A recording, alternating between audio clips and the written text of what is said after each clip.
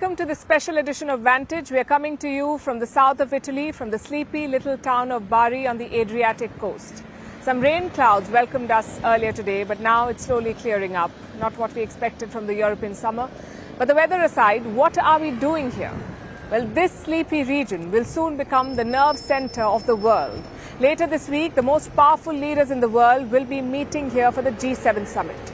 India's Prime Minister Narendra Modi has also been invited. This will be his first foreign trip after taking office in the third term. And we'll be covering all of it from ground zero. The agenda, the politics, the controversy, the security arrangements, and as always, a slice of Italy. So make sure you catch our coverage throughout this week. Tonight, we've got a packed show lined up for you. In the European parliamentary elections, Italian Prime Minister Giorgia Meloni has emerged as the kingmaker. The United Nations Security Council has backed a proposal to end the Gaza war, but will it change anything? Prime Minister Modi has exchanged messages with former Pakistani Prime Minister Nawaz Sharif, saying India has always stood for peace. And as the Maldivian President Mohamed Muizzu visits India, his country has decided to probe the previous government's agreements with New Delhi. American troops begin withdrawing from Niger in Africa. Apple has debuted its new Apple Intelligence, but it is powered by OpenAI.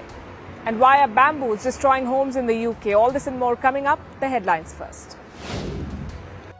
Malawi's vice president killed in a plane crash.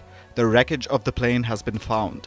Yesterday, the aircraft went missing in bad weather.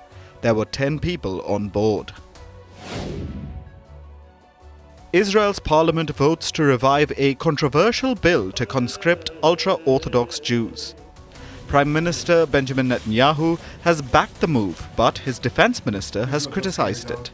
The majority of Israeli Jewish men must serve in the military, but so far the ultra-Orthodox community has been exempt in favor of religious study.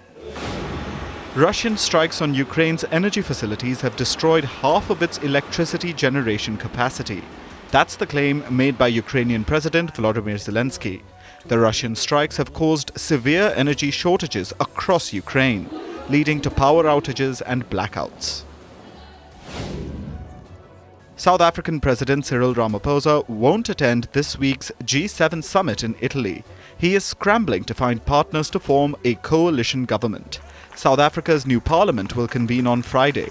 Ramaphosa's party lost its majority for the first time since the end of apartheid in last month's election. North China bakes under a searing heat wave. An extreme heat warning has been issued for the capital, Beijing. China is the biggest emitter of greenhouse gases. Scientists say that these gases are driving climate change and leading to heat waves. We are in Bari in southern Italy. In the next few days, world leaders will start arriving here. They are coming to Apulia for the G7 summit. It's a gathering of some of the world's richest economies. The G7 is basically a group of Western elites. The members include Canada, France, Germany, Japan, the United Kingdom, the United States, and the host Italy. A total of 7 countries, hence the name G7. Now, their meeting comes at an interesting time, because Europe is seeing a political churn with a major election. America is heading to polls. The wars in Ukraine and Gaza continue, and Western economies are still bearing the brunt of it. So the G7 is trying to reinvent itself to show more inclusivity, also hoping to find solutions for some of the world's most pressing challenges. And Italy has put forward an ambitious agenda. It has spelled out some priorities, like the wars in Ukraine and Gaza, the G7's relationship with developing nations and emerging economies, especially in the Indo-Pacific region, and the advent of artificial intelligence. These are the key agenda items. Some European priorities have also been kept on the list. They are on Giorgia Meloni's mind, like illegal migration. The Italian Prime Minister will push the G7 to take a tougher stand on this issue, on illegal immigration. Expect her to engage from a position of strength. I am ready to welcome and I am proud that this nation presents itself at the G7 in Europe with the strongest government of all. So the agenda is diverse, as is the guest list. Beyond the G7 leaders, Italy has invited at least 12 other heads of state. And this is quite a significant number. Look at the tally of the previous hosts. Japan had invited 8 other countries, 8 countries apart from the G7 members. Before Japan, Germany and Britain had hosted this summit, and they had invited 5 countries each. Now, Italy has clearly surpassed them this time with 12. India's Prime Minister Modi is among the invitees. Prime Minister Modi is expected to arrive here on Friday, and this would be his first overseas trip in his third term as India's Prime Minister. Who else is invited? Brazil's President Lula da Silva, Argentina's President Javier Milei, Turkey's President Recep Tayyip Erdogan, and Jordan's King Abdullah. Also Saudi Crown Prince Mohammed bin Salman, and this too would be a first. The first time a leader from Saudi Arabia will be visiting this summit. Never before has a leader from Saudi Arabia been invited to the G7. Also, a large contingent from Africa is expected to attend, so there could be several opportunities to build consensus, provided they can build consensus on which issues to focus on. And this is where the G7's differences start to show. Take the United States, for example. It is pushing for a $50 billion loan for Ukraine. Where will this money come from? Russian assets worth tens of billions of dollars have been frozen by the West. The US wants to use this money, frozen Russian assets in the West, for the loan to Ukraine. That's what America proposes. It wants the rest of the G7 to agree to this. So far, there is no consensus. Nonetheless, Ukraine's President Volodymyr Zelensky has been invited for this summit. And Moscow has been watching all of this. A few days back, Russia issued a warning to the West. It said, if the G7 goes ahead with this plan, Moscow will respond in kind. We have the same opportunities. We have frozen money in EU accounts. We have assets. We also get income. If there is a decision, we will act similarly. We will respond in kind. Then there is China. Last year, the G7 took a stand against Beijing. They called out China for its economic coercion. They pledged to take action to counter Chinese attempts to use its economic power and exploit vulnerabilities in trade ties. But the measures they announced were limited. In 2023, the G7 just agreed to share information. This year, there are calls to deal with the oversupply from China. The US and France are pushing for this. They want steep tariffs on Chinese imports. But for now, any punitive action appears unlikely. It will most probably be just a statement of condemnation. But Beijing is already pushing back. The G7's hyping up of China's overcapacity and its attempts to impose restrictions on China's new energy products are a complete departure from the facts and economic laws, and are protectionism in nature, which are not in the interests of any party. The summit begins on Thursday. The G7 may be trying to reinvent itself, but handling these differences will be the real test. We'll be tracking all of it from ground zero for you. Now let's look at the host of the G7, Italy's Prime Minister Giorgia Meloni. She emerged as a big winner yesterday in the Euro Parliament elections. So we met here, it was almost 2 years ago, and it was a beautiful night. This one for me is even more beautiful than that of 2 years ago.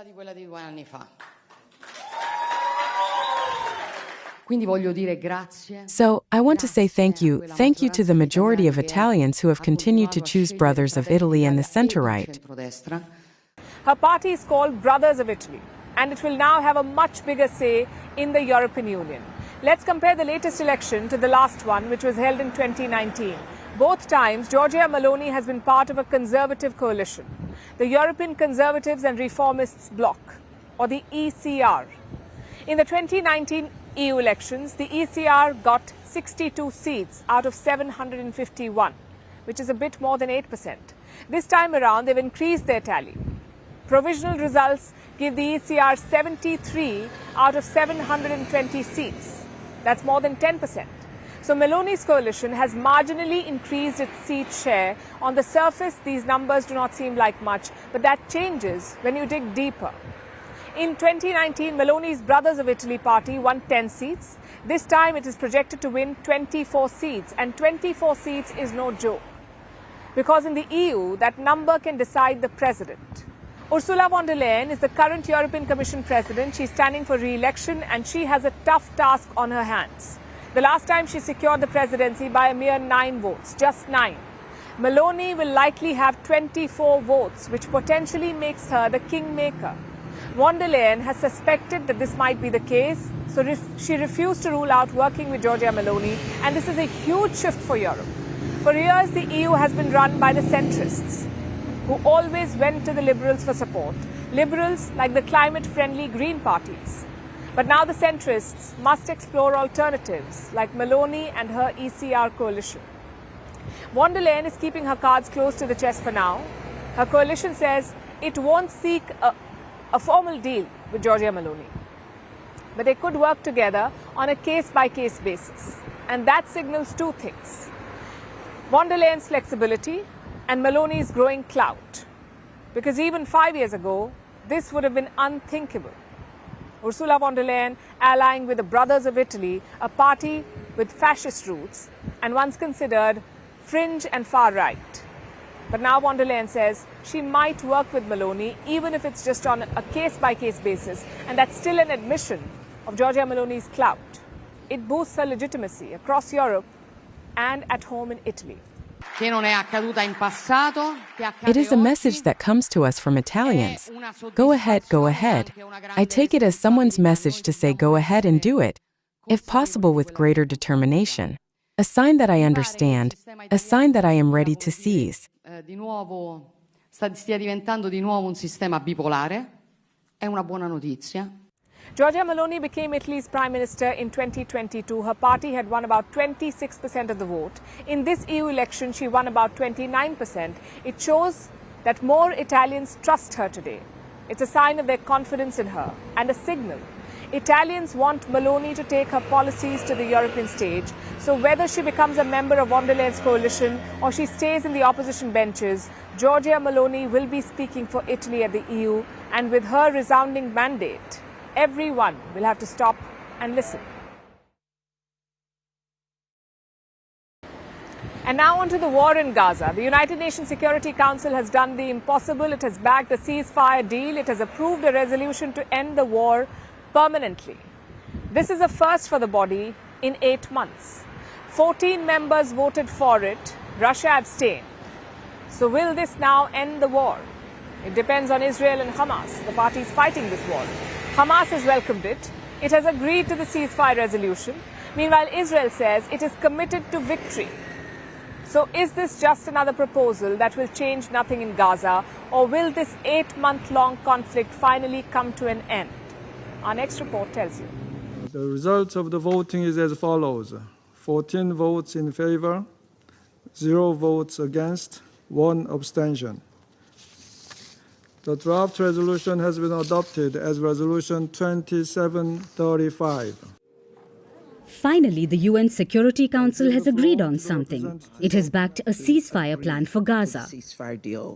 Please raise their hand. 14 members backed the resolution. 1 member abstained. It was Russia. But the vote shows that there is a consensus. This is the first time the Security Council has endorsed a proposal to end the war. To free all the hostages. As President Biden made... The ceasefire plan was proposed by the United States.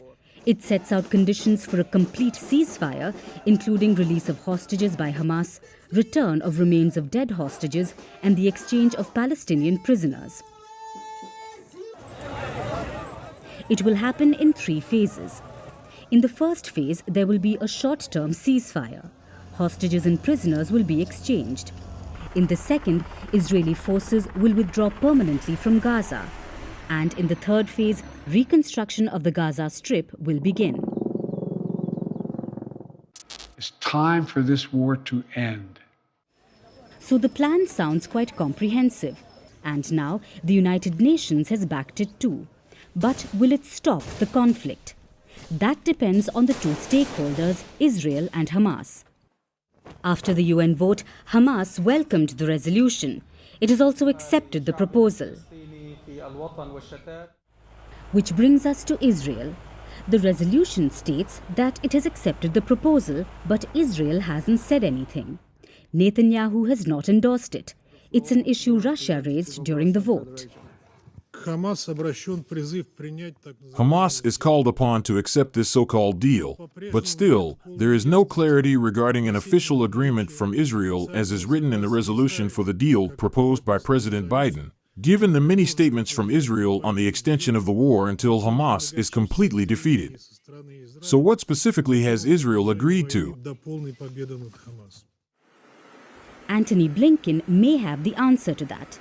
The US Secretary of State is in Israel, his 8th trip to the region since the war began. He visited Cairo and Jerusalem, met with regional leaders, held talks with Israeli Prime Minister Netanyahu, all to get the ceasefire deal in place. But Blinken's trip could not have come at a worse time. The top US diplomat has flown right into a political storm in Israel. On Sunday, War Cabinet Minister Benny Gantz resigned, leaving Netanyahu's emergency government without a moderate voice. Netanyahu's far-right allies want this war to go on. They are not in favor of any ceasefire. If Netanyahu doesn't listen to them, they may withdraw support, which would mean his government would fall. So, while the UN may have backed a ceasefire proposal, there's a lot of ambiguity right now. Doubts over the language of the deal, no formal commitment yet from Israel, and the risk of Netanyahu's government collapsing. For now, the ceasefire deal is just the first step, but whether it will end the war in Gaza, we'll find out in the coming days.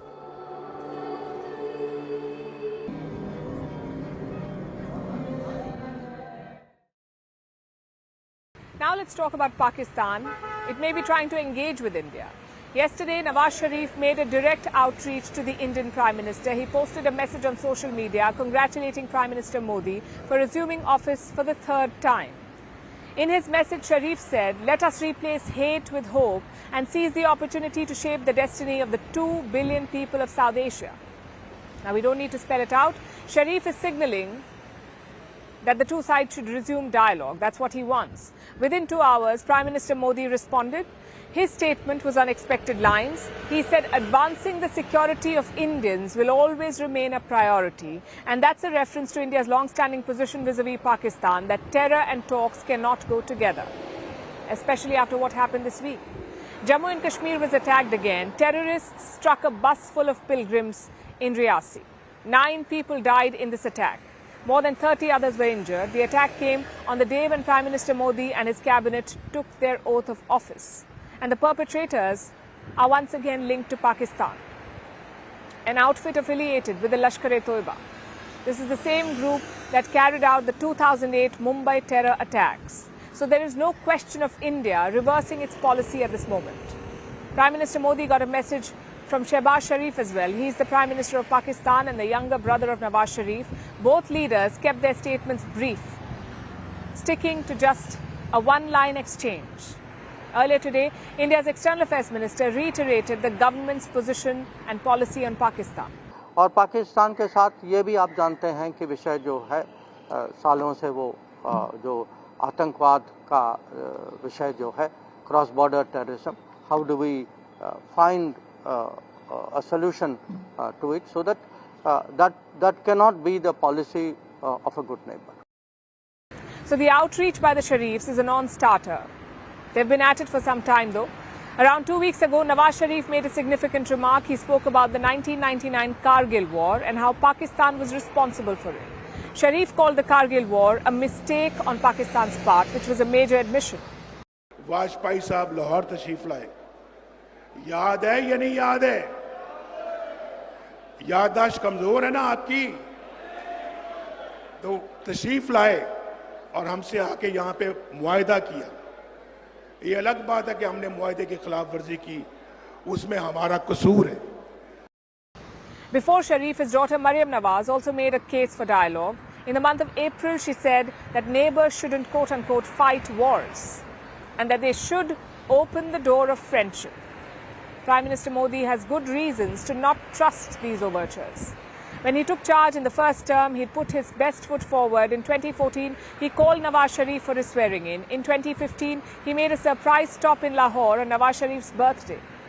Prime Minister Modi was on his way back from Afghanistan, and this was the first visit by an Indian Prime Minister to Pakistan in over a decade, in 2015. But the optimism was short-lived. India suffered a string of terrorist attacks in Jammu and Kashmir, first in 2016 when an Indian military base was struck in Uri, and then again in 2019 when a suicide bomber targeted Indian security forces in Pulwama. Today, bilateral relations remain in a deep freeze. Since 2019, both countries have not posted high commissioners in each other's capitals. They were withdrawn after India made the decision to abrogate Article 370. It withdrew the special status to Jammu and Kashmir. And that has been the situation since. It's been 5 years. Now, Pakistan's leaders say that they want to engage with India. But at the same time, Pakistan continues to provoke India. Here's another example of that. Over the weekend, Shehbaz Sharif was in Beijing. Pakistan and China released a joint statement on Kashmir. And what does it say? It says that the two countries oppose any unilateral actions in Kashmir. This was a challenge to India's rights over Jammu and Kashmir. It was a challenge to India's sovereignty, and India was quick to reject this joint statement. New Delhi said that Jammu and Kashmir remains an inalienable part of India.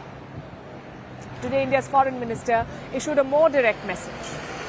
There can be no dialogue until Pakistan stops cross-border terrorism. Now let's look at the Maldives. India's neighbour keeps blowing hot and cold. This weekend, their president was in New Delhi. Mohammad Muizzu had come to India for Prime Minister Narendra Modi's swearing-in ceremony. He'd been invited by the government of India. It was an olive branch, a chance to reset fraying ties. Muizzu even sat next to Modi during a banquet at the Rashtrapati Bhavan. And then he went on to meet Dr. S. Jaishankar, who's taken charge again as India's External Affairs Minister. Jaishankar said that he looked forward to India and the Maldives working together closely. It seemed like a reset was underway. But while Muizzu was in India, his political party was making its moves. One of Muizzu's party MPs launched an inquiry into 3 deals that Muizzu's predecessor had signed with India. The previous Maldivian government had signed with India. And what is the reason for this investigation? Muizzu's party says the deals, and I'm quoting, undermine the sovereignty and independence of the Maldives. So while President Muizzu was being treated like an honoured guest in New Delhi, his party was busy painting India as the enemy in Mali. They were back to peddling their anti-India and India out narrative, while Muizzu was in India. So what are these deals that they want to investigate? The first one is the Hydrographic Survey Agreement. It was signed in 2019 when Prime Minister Modi visited the Maldives. The deal was to help survey the country's territorial waters. This would help keep maps up to date, aiding in navigation and keeping the Maldives safe. The joint surveys have been taking place for the past 5 years. 944 square kilometers of the ocean have been mapped. And this includes regions that have not been surveyed since 1853. This has helped the Maldives bring its navigational charts up to date. But now President Muizzu and his party are against it. They in fact never liked the plan. They believe that it was a plot, a way for India to monitor the Maldives. So after he came to power, Muizzu decided to undo the agreement. He allowed it to run till the 7th of June this year. That's when the survey deal was to expire, the 7th of June. And now Muizzu has refused to renew it. And now this deal is under scrutiny. The second deal under the scanner is a dockyard project. India had agreed to develop, support and maintain a Coast Guard harbour for the Maldives National Defence Force. The deal was signed in 2021 when S. Jaishankar visited Mali. The deal was long in the works. The Maldives had raised the request back in 2013 and then again in 2015 and 2016. It took years to iron out the specifics of this harbour deal, but now Muizzu's party is looking to discredit it. The third Indo-Maldivian pact under scrutiny is the Dornier deal. In the year 2020, India gave the Maldives an aircraft. The Indian Navy sent a Dornier maritime surveillance aircraft. This was for rescue and relief missions. Now, normally this would have been celebrated, but Muizzu's party found an issue with this too. No one in the Maldives knew how to fly the Dornier, so India sent soldiers, some 80 of them, to operate and maintain the Dornier and other rescue aircraft. But Muizzu only saw Indian troops on Maldivian soil, not the context behind their presence. And he made the troop deployment a rallying cry for his India Out campaign. The rescue personnel became the Indians that Muizzu wanted out. Well, they are out now. All the Indian soldiers left the Maldives last month.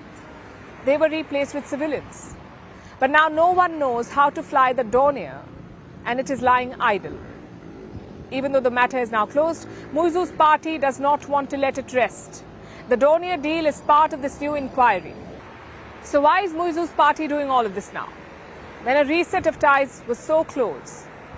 Well, it may be about domestic politics. Look at the MP's tweet again. He's going after the previous president, Ibrahim Soli, the previous Maldivian president. Muizu's party wants to corner Soli and the previous government by saying that they worked against Maldivian interests. The Indian deals seem to be an excuse. Collateral damage in the domestic politics. But even if India is not the direct target, this new incident leaves a bitter aftertaste, because India extended its arm in friendship, and Muizu's Maldives has chosen to slap it away. Vantage continues after a short break. Ministry's housing has gone away to another minister, but the key Ministry of Petroleum and Natural Gas is being held by Mr. Hardeep Puri. And in the last Modi 2.0 government, a big issue was the price of the LPG cylinders. So it was towards the end when the Modi government decided to slash the price of the LPG cylinder, which had reached, a non-subsidized cylinder had reached almost rupees 1100. It was brought down to various stages to about rupees 800 and about rupees 600 for the Ujjwala customers. So a big rebate in LPG prices was given, and this was the Modi government being cognizant to the feedback from the ground that the LPG price had really risen beyond the means maybe of the common man. So cognizant of these concerns, and we saw Mr. Hardeep Singh Puri also in charge, when this whole Ukraine war breaking out, at that time the oil prices, crude oil prices reaching a new high, how the government has managed that situation to ensure that the inflationary pressure in India is kept under check. So he has a key responsibility. As I say, like Mr. Hardeep Singh Puri getting continuity, he's getting a junior minister in Mr. Suresh Gopi from Kerala. So that would be very interesting as well. We saw him also helping Suresh Gopi take charge as the MOS in the Petroleum Ministry. So it's a more of a continuity, I would say, much like other ministers like, Dharmendra Pradhan continuing in the Ministry of Education, or be it Mr. Piyush Goyal continuing in the Ministry of Commerce. In a way, many of these ministers, who have, I would say, the technocrats who were brought into the government, like Mr. Hardeep Singh Puri or S. Jaishankar, the people who were seasoned bureaucrats brought into the political grind of things. And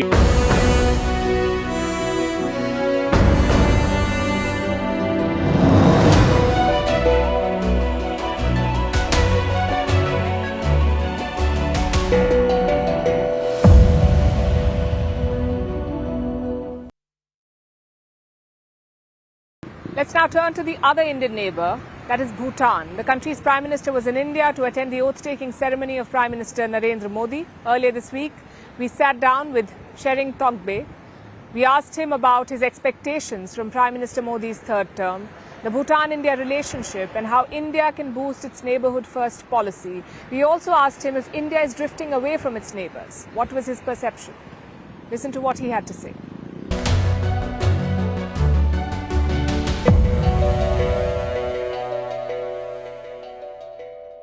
Prime Minister of Bhutan, Tshering Togbe, welcome to First Post. Thank you very much. It's an honor. How are you doing? Very well, thank you. Delighted to be here. Delighted to be with you. Thanks. You attended Prime Minister Modi's third swearing-in ceremony. How was it? It was grand. It was a celebration of hope. There's a lot of optimism. It was palpable. I was honored to be there. This is my second time. I was here in 2014, also during a swearing-in ceremony. And it's such an honor to represent His Majesty the King and the people of Bhutan at this very important and momentous occasion. What are your expectations from Narendra Modi in his third term as India's Prime Minister? My expectations? Well, you look at Modi 1.0 and then you see Modi 2.0, and looking at the track record, you can, I think, confidently say that 3.0, Modi 3.0 is going to be bigger and better. I think you're going to enjoy increasing returns. This is going to be a demonstration of the law of increasing returns. For Bhutan, I can very confidently say that our relations, which are already strong, are going to emerge even stronger under the new government and under Prime Minister Modi for his third term. For the region, I think there's a lot of room for optimism also. And if you extend it further, the global south is going to benefit with Prime Minister Modi as the leader of India. In the last 10 years that he's been Prime Minister, how has the India-Bhutan relationship in particular evolved according to you? Well, it's grown from strength to strength. India-Bhutan relations are unique, are special in that the relations have always been strong, based on trust and understanding and mutual respect. But in the last 10 years, I can say with confidence that it has gone up to even higher levels, and I am honored. I've been very fortunate to play a small role in that. Even the best of relationships have ups and downs and challenges. What are the challenges of this one? Well, the challenge is we need to be mindful. India is growing very rapidly. And we need to be mindful that we need to also work hard and ensure on the one hand that we benefit from India's inevitable growth, but we also stay relevant. And we've got to make sure that we continue to nurture the relationship. It cannot be nurtured by one part alone. And India and Prime Minister Modi ji is doing a lot to nurture our relations. So we've got to do a bit. Bhutan is betting big on the Gelefu Mindfulness City, which is a very ambitious smart city project. And I understand that you're also looking at some sort of Indian investment there. What is it that makes this particular project stand out? How is it different from other such initiatives? Well, we are not betting on the Mindfulness City project. The Mindfulness City, the Gelefu Mindfulness City, is a royal vision. It's a vision of His Majesty the King. And when His Majesty the King starts something, there's a lot of thought that goes into it, a lot of consultation that goes into it. And when we begin the journey, we have always reached our destination. So in that sense, it's not a bet. How is it different from other initiatives of this type? Well, there are many cities around the world, new cities, but many of, and all of them will serve a purpose. They are also intended for the greater good. But that said, I do believe that many of the cities, their development will eventually be taken over by market forces, because that is the way most of our countries operate also. This city is based on the ideals and principles of cross-national happiness. Technology will not be an end. Economic growth will not be an end. They will be a means to better living among people and better living in harmony among people, but also people with Mother Nature. You mentioned gross national happiness. That's a concept that Bhutan has championed and the world is trying to learn from it. But I understand that there have been economic challenges as well. Has that shaken your trust in the system? No. Firstly, Palki, Bhutan has not championed gross national happiness. Gross national happiness is a development philosophy that we believe in and we implement for ourselves. So we are not a champion as such. Gross national happiness has succeeded beyond our wildest dreams and expectations. Remember that just a generation ago, my parents, they grew up in a society that was literally medieval. And within one generation, almost every child who is in school, who should be in school, is in school. Literacy rates are very high. Life expectancy rates have reached unprecedented levels. And all this because of free education, free healthcare, while also protecting our culture and preserving our environment. And the kicker is that we have a democracy that is vibrant, robust, and that has been imposed by our kings, not demanded by the people. So these are results of the fruits of gross national happiness. One of the fruits is economic growth also. Economic growth is very important, but it must be balanced with social progress and culture, environment, and good governance. In the area of economic growth also, we've enjoyed a slow progress. Our economy is largely equitable, equitably distributed, and it is still very environmentally sustainable. However, economic growth has not kept pace with social progress. And as a result, yes, there is unemployment. Our children, many of our youth are seeking for better opportunities abroad. And so we know we've got to do a lot more. I know that I have my work cut out in developing our economy, and developing our economy while also being mindful and true to the values and ideals of GNH. I think the world is learning from Bhutan on how it's important to balance the two. Coming back to the relationship with India, when Prime Minister Modi took over in his first term in 2014, Bhutan was the first country that he visited. And as he wrapped up his second term, Bhutan was the last country that he visited, and that too in the middle of the election season. And that shows New Delhi's commitment to this relationship. How much of a difference does this sort of a personal outreach and touch make to equations between two countries?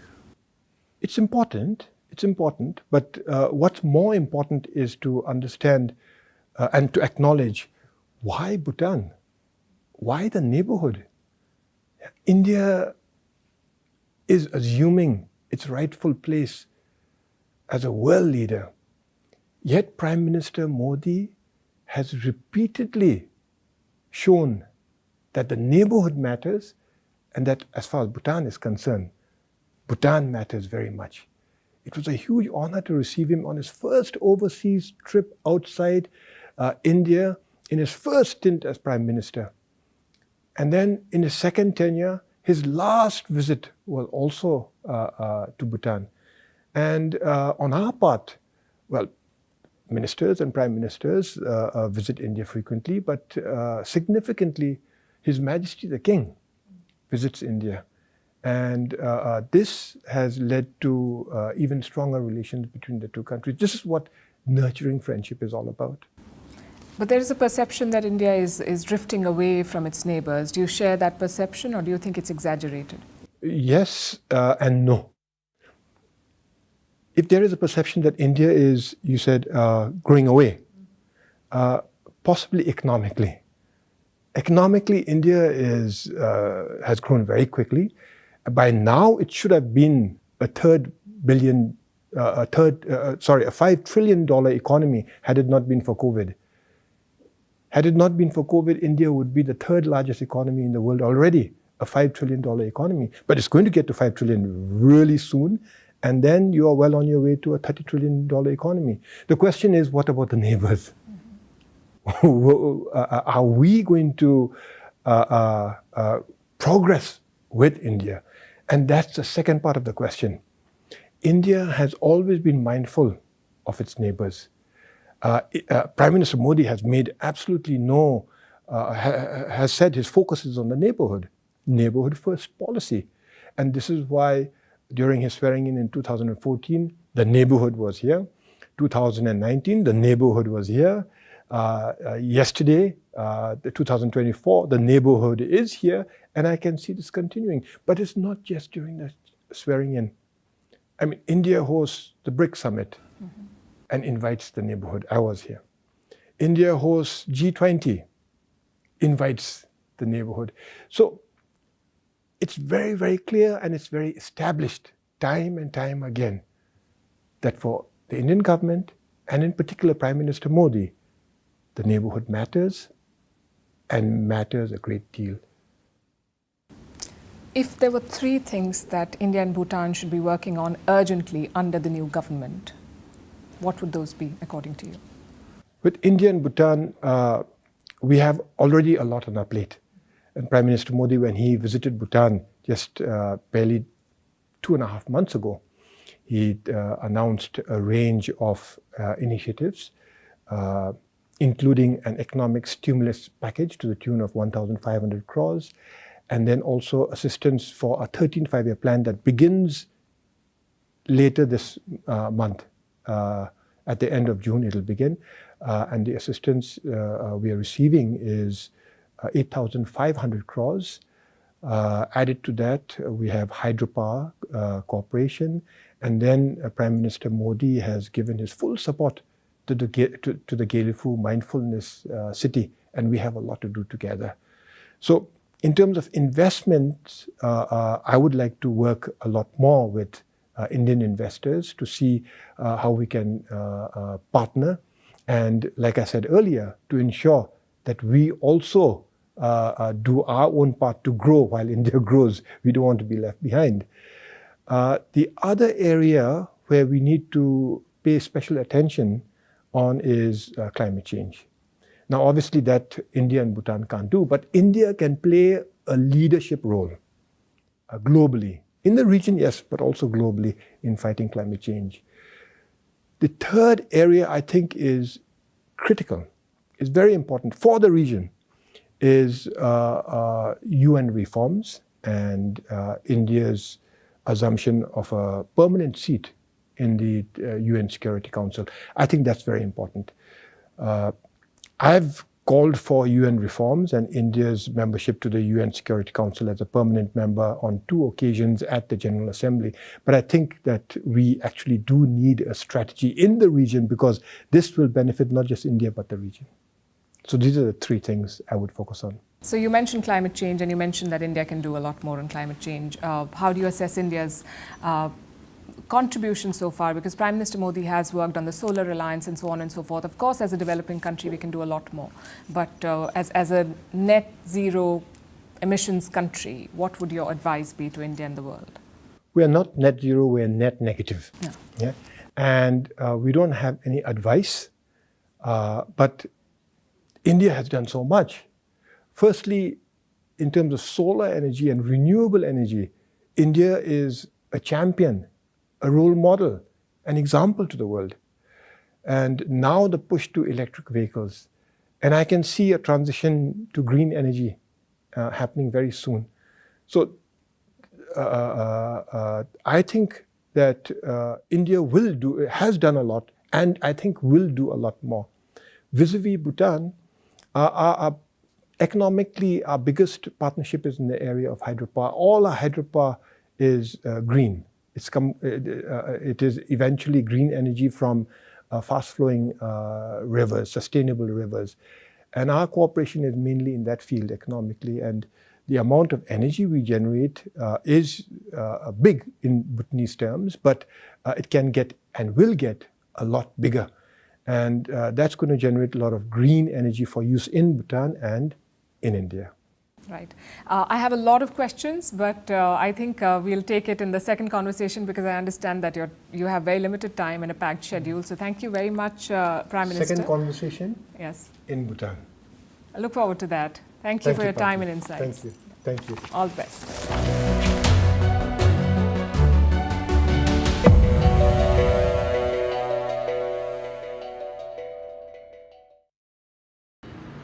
Now we turn our attention to Africa, to Niger in the west, where an exodus is taking place. An exodus of US military personnel. About 1,000 American troops are in Niger. They were deployed to combat terrorism. This country has been hit by a terror insurgency. The previous government was trying to counter it with the help of French and American soldiers. But a coup took place in Niger last year. The junta ousted the French as soon as they took power, but they let the Americans stay for a while. Now it seems that the junta is done with the US as well. Niger and the US negotiated a withdrawal deal last month. The US has till September to leave. So the soldiers have begun packing up. Here's our report. A few days ago, there was a ceremony in Niger, a relatively somber procession. There were just soldiers in attendance, troops from 2 countries, the home nation, Niger, and US military personnel. The troops gathered around an aircraft, an American military transportation plane, a C-17 Globemaster III. The troops had gathered around the aircraft to watch it depart. The June 7th flight of the U.S. Air Force's C-17 Globemaster III from Niamey Air Force Base 101 marks the start of a series of wide-body aircraft rotations to repatriate personnel and equipment in accordance with the May 19, 2024 agreement. Since the agreement on the withdrawal of U.S. troops was signed on May 19, 2024, More than 269 of the 946 troops and several tons of equipment have already left Niger. The US military is on the clock. They have to leave Niger by September 15th. That means the US has about 3 months. 3 months to pack up all their equipment and make their way out of Niger. It won't be easy because the US has invested a lot in Niger's defensive capabilities over the years. The Americans were using 2 air bases in Niger, called Airbase 101 and Airbase 201. 101 was a common base, shared by the Americans and the French. It's located in Niger's capital, Niamey. The US was initially using this for its aerial counter-terrorism operations. But a few years ago, Washington decided it needed a new location, a base closer to the terrorists. So between 2016 and 2019, they built another base, Airbase 201. It's located near the city of Agadez. The base was specialized for MQ-9 Reaper drones. The Americans built the base at a cost of over $100 million, but now they have to dismantle it, take it apart and ship out the pieces, or risk their equipment falling into enemy hands. The US has experienced this already when it withdrew its forces from Afghanistan. The Taliban now use the American weapons and vehicles left behind. The US has 3 months to avoid a similar scenario in Niger. But this time, it won't be militants who'll take over the equipment. It might be the Russians. Russian soldiers are already in Airbase 101, the base in Niger's capital Niamey. After the Americans leave, the Russians will be free to use Airbase 201 as well. Considering the current hostilities between the two nations, it would be a loss of face for the US if Russian troops got hold of American equipment. Niger is trying to soften this blow. Finally, the two parties reiterate that this withdrawal of American forces will have no impact on current relations between the Republic of Niger and the United States of America. The junta claims there are no hard feelings. It's all business. It has just gone a different way, opting for assistance from Russia instead of the West. Niger has every right to do that, of course. It's a sovereign nation that is entitled to pick its partners. But the withdrawal paints the US in a poor light. It wasn't allowed to stay, despite having spent millions on Niger's defense. That is a failure of US diplomacy. And it shows that America's clout around the world has started to shrink. We all have that friend who's always fashionably late to every party. In the world of technology, that could be Apple. It's finally joined the AI race, unveiling Apple Intelligence. It means new apps, AI features, and an AI-powered Siri. But the important update here is that Apple's AI revolution will be powered by OpenAI, the same company that made ChatGPT.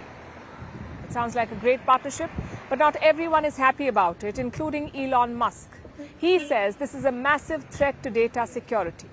But is it really? Our next report tells you.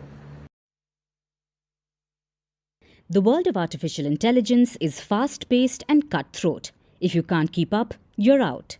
So for months, Apple found itself in an uncharacteristic position. The trendsetter of the techverse was lagging behind.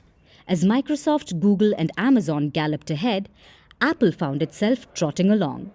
The company was busy polishing old iPhones into new models instead of diving into the murky waters of machine learning. But not anymore. Apple has finally joined the AI race. And they're not just dipping their toes in the water, they're doing a full cannonball. Apple Intelligence is the personal intelligence system that puts powerful generative models right at the core of your iPhone, iPad, and Mac. It draws on your personal context to give you intelligence that's most helpful and relevant for you. In Apple, AI stands for Apple Intelligence. It envisions a future where the AI system knows all about you, can use that knowledge to get information, and in turn takes action on your behalf. Essential to this plan is Siri, Apple's virtual assistant. When Siri was first introduced, it was revolutionary, but now it feels more like a relic from a bygone era. For years, it has been outclassed by Alexa and Google Assistant, relegated to just setting timers and alarms. But Siri is now making a comeback. It will have the ability to answer questions using what's on your screen and the knowledge from across various applications.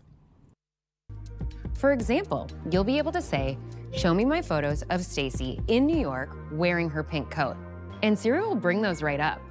Then you might say, "Make this photo pop," and Siri will enhance it, just like that. But the piece de resistance of Apple's AI comeback is their newly minted partnership with OpenAI. Yes, the same OpenAI that powers ChatGPT. It will now power Apple's AI revolution. But the move hasn't come without some backlash, especially from Elon Musk. He says it's a threat to data security and has threatened to ban iPhones at his companies. Musk fears that Apple is compromising its data privacy to get ahead in the AI race. But is that truly the case? Well, not really. Apple says that privacy is still a top priority for the company. So how will it work with OpenAI then? It's quite simple. When ChatGPT is given an Apple query, the information will pass on to OpenAI, but Apple will ask for the user's permission. It also says OpenAI can't store the data or train its systems on it. Your data is never stored or made accessible to Apple. It's used exclusively to fulfill your request. And just like your iPhone, independent experts can inspect the code that runs on these servers to verify this privacy promise. So brand new updates, an AI-powered Siri, and all without jeopardizing user privacy. It sounds great. So what's the catch? In classic Apple fashion, the new AI features will have limited backwards compatibility. In layman's terms, this means that to enjoy the new features, you'll need to buy a new iPhone. What happens to your old, perfectly functional iPhone? Well, it's as good as gone. It's a strategy as old as time, or at least as old as the iPhone. And Apple seems to have mastered it. They're diving headfirst into the world of AI with a plan that's part genius, part marketing fluff, and entirely Apple. While Tim Cook and company may have joined the AI race late, don't rule them out just yet. Vantage continues after a short break. The government, that experiment has been successful in Modi 2.0, and we are seeing that continuity in that regard happening in Modi 3.0 team as well. Okay, can you tell our audiences, Aman, let's take a step back as we watch each of these ministers get sworn into their ministries. I just want to ask you a little bit more about what's been happening behind the scenes. So this time the BJP with 240 was not able to cross the halfway mark, but they are in a very, very happy, confident coalition with 293 seats. But tell us, behind the scenes, Aman, has there at all been a reckoning within the BJP of the fact that they fell short of the halfway mark? And could we possibly see a change in any of the messaging over the next few years in the manner in which they run different ministries? Oh, well, there is serious introspection which is on to it. And, even as we're speaking about the new Council of Ministers taking charge inside the BJP, there is serious introspection is on, especially in the key states of Uttar Pradesh and Maharashtra. What has really gone wrong there? Because in Uttar Pradesh, we have seen BJP lose almost 30 seats. And in Maharashtra, also the BJP has lost heavily. From BJP itself is down to 9 seats from 23 seats earlier. And the coalition, the NDA coalition, is down from 41 to just 17 seats in Maharashtra. Maharashtra also goes to elections very soon in the next 4 to 5 months. So both these states, I think, are at a top concern level for the BJP. What really has gone wrong here? Has the caste dynamic worked against the BJP in UP? And have the Maharashtra, the allies, not been able to pull alongside the BJP with the sympathy maybe lying with Sharad Pawar and the Uddhav Thackeray factions of the NCP and the Shiv Sena respectively? So these are...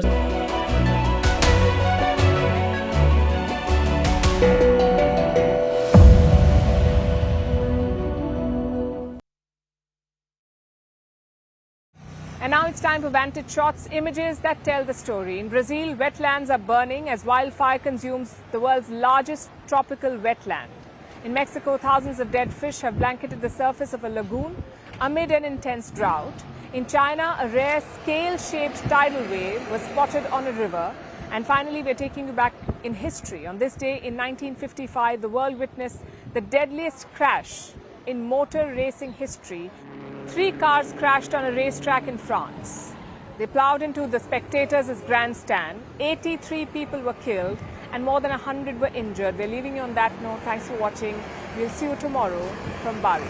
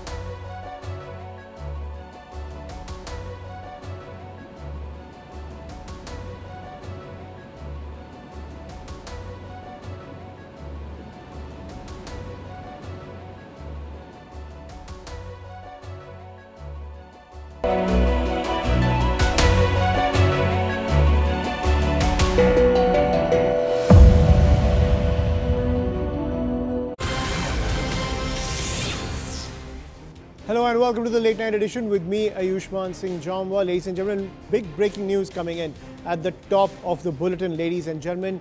Coming in from Jammu and Kashmir, where 1 terrorist has been killed in an ongoing gunfight with security forces in Kathua in the Jammu region. Reports suggest 2 terrorists are trapped as the security operation continues. The attack has taken place in the village of Saida in the Hiranagar sector, close to the international border, is what we are learning. That is the piece of breaking news that's coming in. This comes in the wake of the Riyasi terror attack where 10 people lost their lives, ladies and gentlemen. Those are the visuals on your screen coming in from Kathua in Jammu and Kashmir, where a security operation is currently under